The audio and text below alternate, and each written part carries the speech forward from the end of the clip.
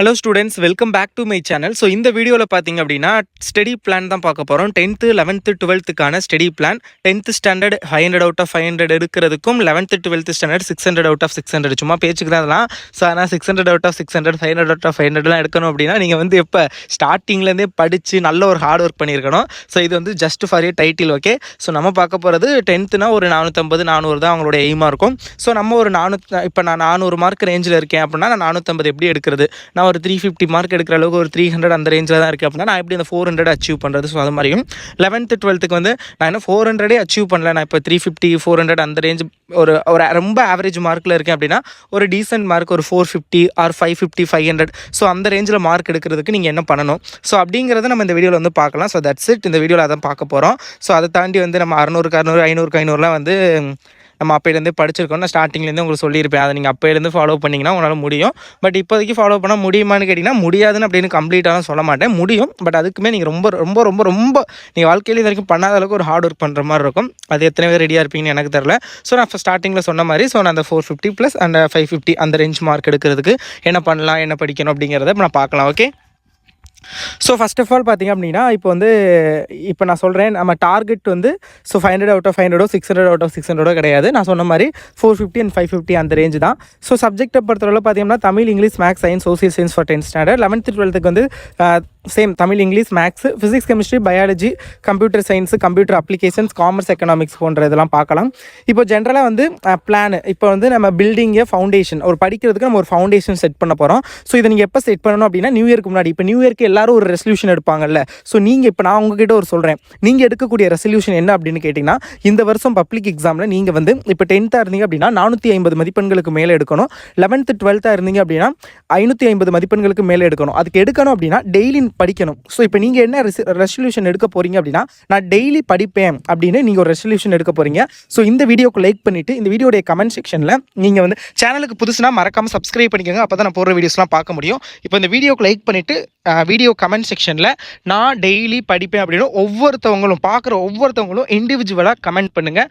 So இதை ரெசல்யூஷனாக கண்டிப்பாக எடுங்க. நியூ இயர் ரெசல்யூஷனாக இதை எடுத்துக்கிட்டு நான் சொல்கிற பிளானை வந்து ஃபாலோ பண்ணுங்கள். ஓகே, இப்போ மார்னிங்கில் பார்த்தீங்க அப்படின்னா டெய்லியுமே பார்த்தீங்க அப்படின்னா டெய்லி மார்னிங் வந்து நீங்கள் வந்து டாபிக்ஸ் ஒரு மார்னிங் நீங்கள் ஒரு அட்லீஸ்ட் 1 ஹவராவது கண்டிப்பாக வந்து 1 மணி நேரமாவது படிக்கிறதுக்கு டைம் கிடைக்கும்.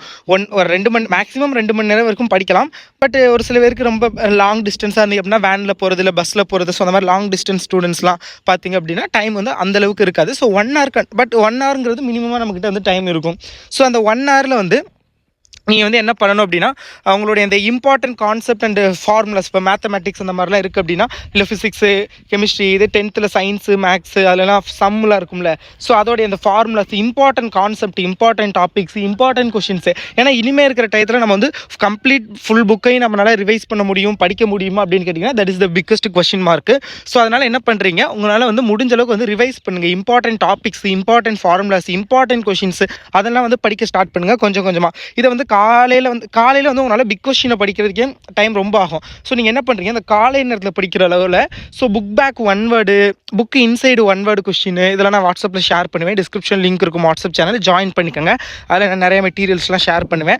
ஸோ அந்த book back 1 word, book inside 1 word, அப்புறம் 2 மார்க் கொஸ்டின் 3 மார்க் கொஸ்டின் அந்த மாதிரி சின்ன சின்ன கொஸ்டின்ஸ் இருக்குல்ல 2 மார்க் கொஸ்டின். ஸோ இதெல்லாம் வந்து காலையில் டயத்தில் வந்து நல்லா ப்ராக்டிஸ் பண்ணுங்கள். அண்ட் இதே ஸ்கூலில் இருக்குது பார்த்தீங்களா.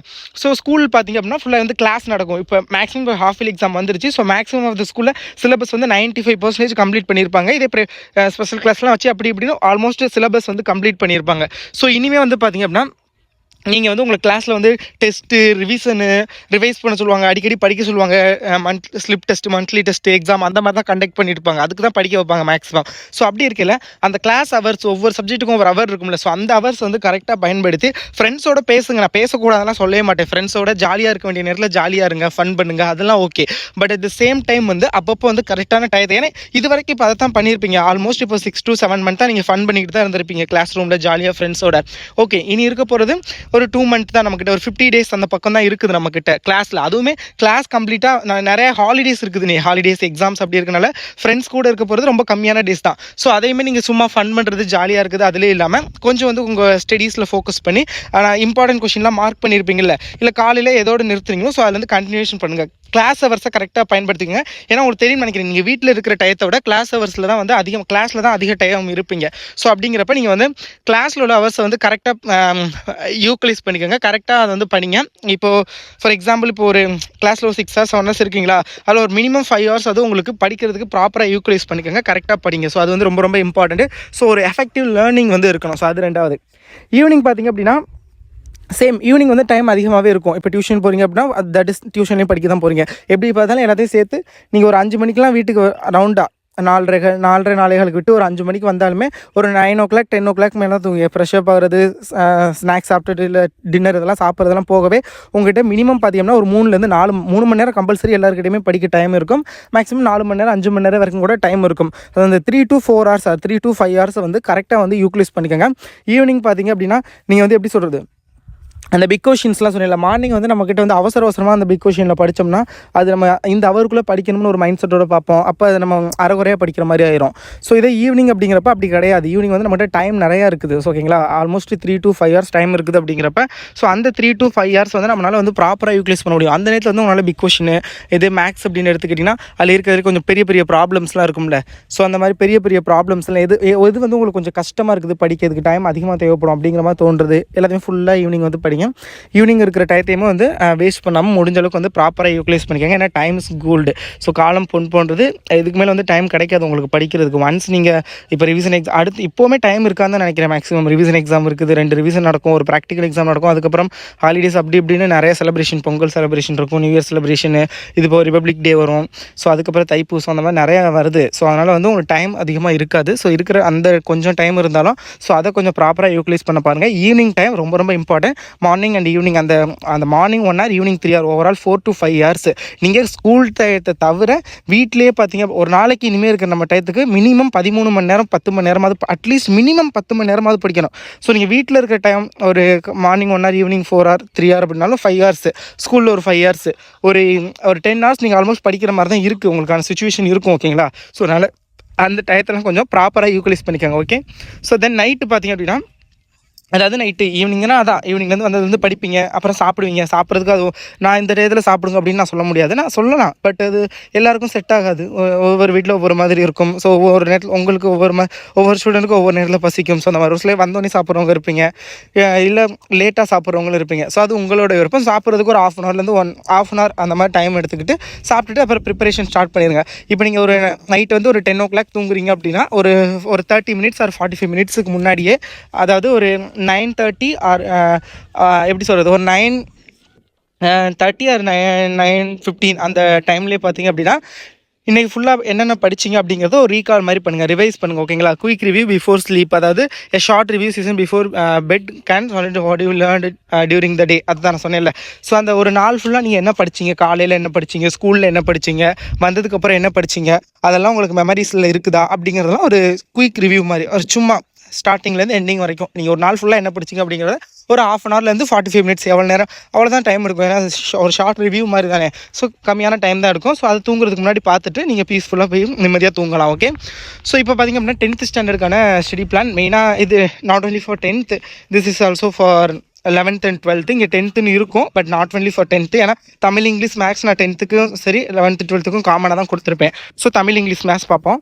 இப்போ தமிழ் அண்ட் இங்கிலீஷை பொறுத்தளவில் பார்த்திங்க அப்படின்னா மேக்ஸிமம் உங்களுக்கு தெரியும்னு நினைக்கிறேன். தமிழ் அண்ட் இங்கிலீஷ் வந்து நிறையா வந்து நீங்கள் படிக்கிறத விட அதை அண்டர்ஸ்டாண்ட் பண்ணுற மாதிரி தான் இருக்கும். நீங்கள் எந்த அளவுக்கு வாசித்து ரீட் பண்ணி பார்க்குறீங்களோ அந்த அளவுக்கு உங்களுக்கு ஈஸியாக அண்டர்ஸ்டாண்ட் ஆகும். ஏன்னா ஸ்டோரிஸ் தான் அதிகமாக இருக்கும், இல்லை ஸ்டெப்ஸ். இப்போ இங்கிலீஷ்லாம் வந்து எந்த மாதிரி இது இப்படி இருந்தால் இப்படி பண்ணலாம் அப்படிங்கிற மாதிரி ஒரு ஐடியாஸ் தான் உங்களுக்கு. தமிழுமே அது மாதிரி தான். மேக்ஸிமம் ஆஃப் த கொஷின்ஸ் வந்து நீங்கள் கதை தெரிஞ்சாவே ஓனாக எழுதுகிற மாதிரி தான் இருக்கும். ஓகேங்களா, ஸோ அப்படிங்கிறப்ப டெய்லி வந்து ரீட் பண்ணுங்கள். டெய்லி ஏன்னா நீங்கள் எந்த அளவுக்கு வாசித்து பார்க்குறீங்களோ ஸோ அந்தளவுக்கு உங்கள் மைண்டில் வந்து வரும்.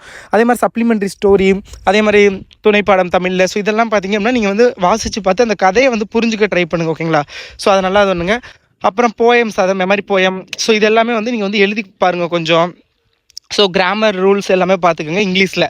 இதே மேத்தமெட்டிக்ஸில் பொறுத்தவரை பார்த்தீங்கன்னா இது ஃபஸ்ட்டு ஒரு ரெசல்யூஷன் என்ன சொன்னேன், நான் டெய்லி படிப்பேன். இது 2வது ரெசல்யூஷனாக எடுத்துக்கோங்க.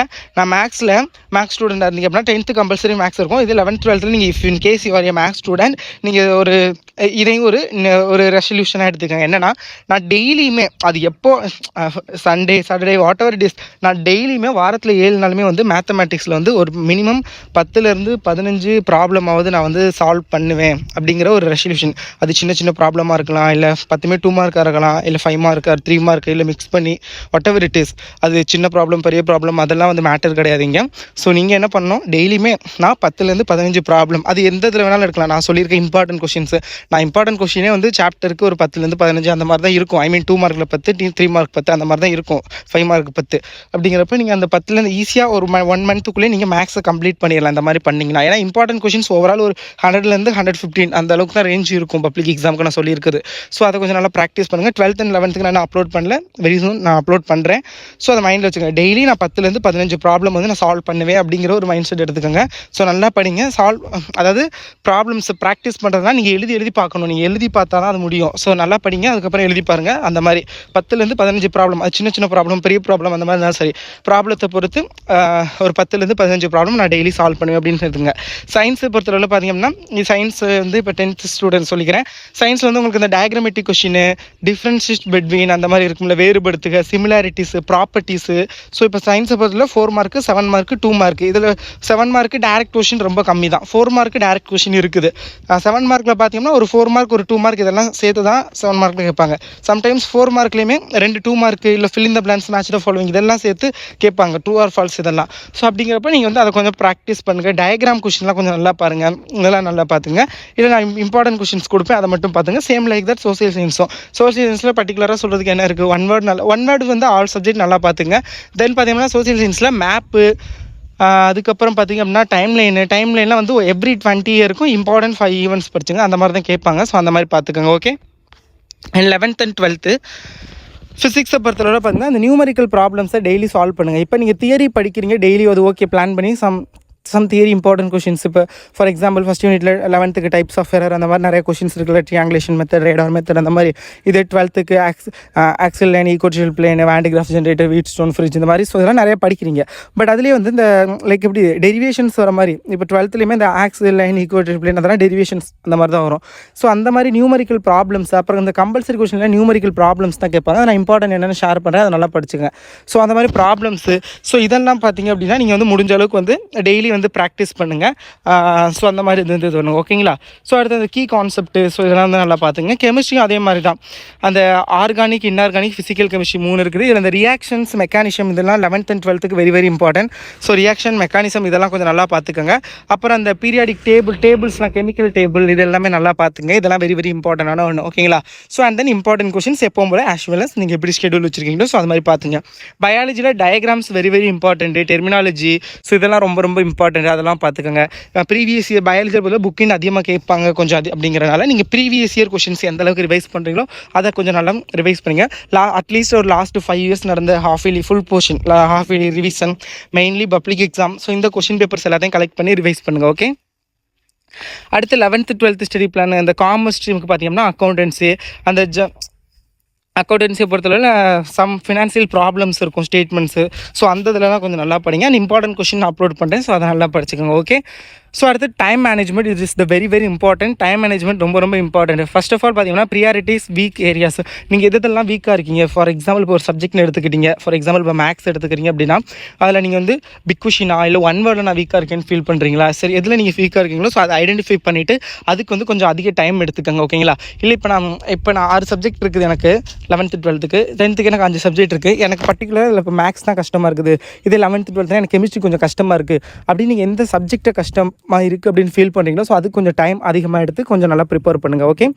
ஸோ தென் பார்த்தீங்க அப்படின்னா டைமர் யூஸ் தம், இது பொமோடோரோ டெக்னிக்கு, அது ஒரு டெக்னிக் இருக்குது, நான் தனியாக ஒரு வீடியோ சொல்கிறேன், வெரி வெரி இம்பார்ட்டன்ட் டெக்னிக்கு. ஸோ இல்லை அப்படின்னா நீங்கள் வந்து ஒரு டிஸ்ட்ராக்ஷன் யூஸ் பண்ணாமல் இருக்கிறதுக்கு ஸோ கொஞ்சம் டைமர் இப்போ ஒரு 40 minutes எடுத்துக்கோங்க. அப்புறம் ஒரு சப்ஜெக்ட் படிக்க ஆரம்பிக்கிறேன். நெக்ஸ்ட் 40 மினிட்ஸ், ஏன்னா ½ அன் ஹவர் தான் ஒரு ஸ்டூடெண்ட்ஸ்னால அதிகபட்ச நேரம் ஸ்பெண்ட் பண்ண முடியும், டிஸ்ட்ராக்ஷனே இல்லாமல். ஒரு எக்ஸ்ட்ரா 10 மினிட்ஸ் 40 மினிட்ஸ் எடுத்து நெக்ஸ்ட் ஒரு 5 to 10 மினிட்ஸ் பிரேக் எடுத்துகிட்டு, ஸோ அந்த மாதிரி பிரேக் எடுத்து படிங்க. ஓகே, ஸோ அதான் இங்கே சொல்லியிருப்பாங்க, டேக் பிரேக்கு எவ்ரி 90 மினிட்ஸ் சொல்லியிருப்பாங்க. பட் இட் இஸ் லாஸ்ட் மினிட்ல இருக்கனால அப்படி சொல்லியிருக்காங்க. பட் ஜென்ரலாகவே வந்து ஒரு 30 மினிட்ஸ் தான் ஆவரேஜாக கவனிக்க முடியும். இல்லை உங்களால் 90 மினிட்ஸ்லாம் முடியாது, அட்லீஸ்ட் 1 hour கண்டினியூவாக டிஸ்ட்ராக்ஷன் இல்லாமல் படிக்க முடியும் அப்படின்னா ஓகே, நோ ப்ராப்ளம். அடுத்து வந்து ப்ரொக்ரஸ்டினேஷன், இதை நான் பல வீடியோ சொல்லியிருப்பேன். ப்ரொக்ரஸ்டினேஷன் மீன்ஸ் ஒர்க்கை வந்து தள்ளி போடுறது. ஸோ நாளைக்கு பார்த்துக்கலாம், அப்புறம் படிச்சுக்கலாம். இப்போ காலைல ஒன்று படிக்கலாம்னு நினைப்பீங்க, அதை நாளைக்கு பார்த்துக்கலாம், இல்லை ஈவினிங் படிச்சுக்கலாம். ஸோ அந்த மாதிரி அந்த தள்ளி போடுறது வந்து வச்சுக்காதீங்க. இது வந்து அவாய்ட் பண்ணிடுங்க கம்ப்ளீட்டாக. ஓகேங்களா, அது உங்களை கம்ப்ளீட்டாக வந்து படிக்க விடாமல் பண்ணிடும். ஸோ அதை வந்து ஃபிக்ஸ் பண்ணிடாதீங்க, எதையுமே தள்ளி போடாதீங்க. ஒன்று நாளைக்கு டெஸ்ட்டு கொடுத்துருக்காங்களா, அதை இன்றைக்கே படித்து முடிச்சிருங்க. பேலன்ஸ் டைம் ஃப்ரீயாக இருந்துச்சுன்னா அப்போ என்ஜாய் பண்ணிக்கோங்க. பட் இப்போ என்ஜாய் பண்ணிவிட்டு அப்புறம் படிக்கலாம் அந்த மைண்ட் செட்டில் இருக்காதிங்க.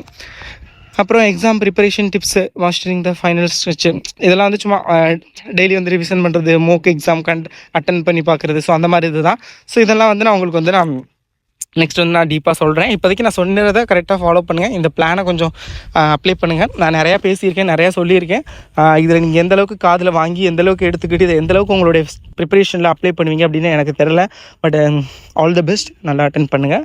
நான் சொன்ன அந்த 2 ரெசல்யூஷனை கண்டிப்பாக எடுத்துக்கோங்க. Okay, all the best.